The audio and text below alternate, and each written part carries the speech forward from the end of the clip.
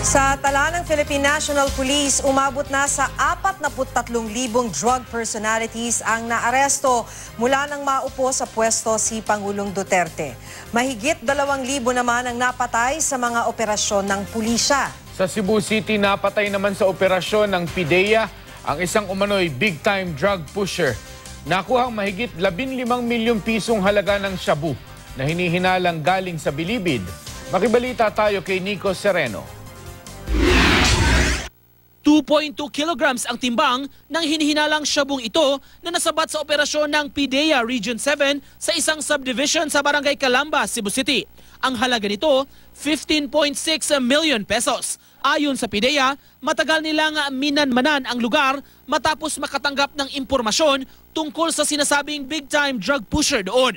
Sa gitna ng pagsalakay ng PIDEA, bumunot umano ng baril si Rene Scholtes pero naunahan siya ng mga otoridad. Nabaril at napatay si Scholtes. Nakuha sa kanya ang kalibre 45 baril. Nahuli naman sa operasyon ang pangunahing target na si Christy Jongson, pati na ang mga kasamahan niyang sina Meralyn Monreal at Eduardo Ramos. Isang sospek na kinilalang si Danny Bao ang nakatakas. Inaalam pa kung sino ang supplier ng droga ng mga sospek, pero base sa impormasyong nakuha ng PIDEA, galing ito sa New Bilibid Prison sa Muntinlupa. Sindikato gid mismo, naa sila mga kontak sa sulod sa jail, ang ilahang na-determine ron, ang ilang amo, tuwa sulod sa munti.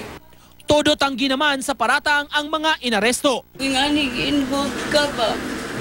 Ilang kayo, ingani mag-inim, SOP man din nila. Ulang ka may bawa naman sa juda kung sa tinoon. Pero kanang mga kanawa jugo ba kung kailaan ng mga tao diya sa luyo. Kalibutan ng gusto mo itong pag-alas polis nga dapa. O ni dapa alas ako kayo. Nakanak ko sa armas. Wala pang pahayag ang pamilya ng napatay na sospek. Sa Santa Cruz, Maynila, labis ang hinagpis ng inang ito nang mapatay ang anak niyang si Mark Angelo Concepcion nang manlaban umano sa buy-bust operation ng pulisya. Nakuha sa kanya ang isang baril at hinihinalang shabu. Ayon sa pulisya, nasa drug watch list ang suspect. Alam ko na gumagamit ang anak ko pero alam ko hindi siya puser. Natokhang na siya. Hindi maglalaban yan. Takot po sa pulis siya. Takot sa pulis ang anak ko. May mensahe siya kay Pangulong Duterte. Hala, Pangulo. Tao lang kami, mahirap.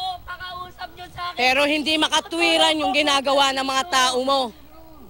Merong mas matataas. Merong pinangangalagaan ng iba niyang nakakatataas. Pero hindi nahuhuli, hindi napapatay.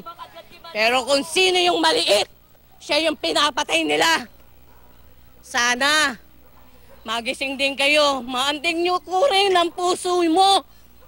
Kung totoong tao ka, totoong ama ka, kung totoong ama ka ng sambayanan. Wala pang tugon dito ang pulisya. Nico Sereno, Nagbabalita, Pilipinas.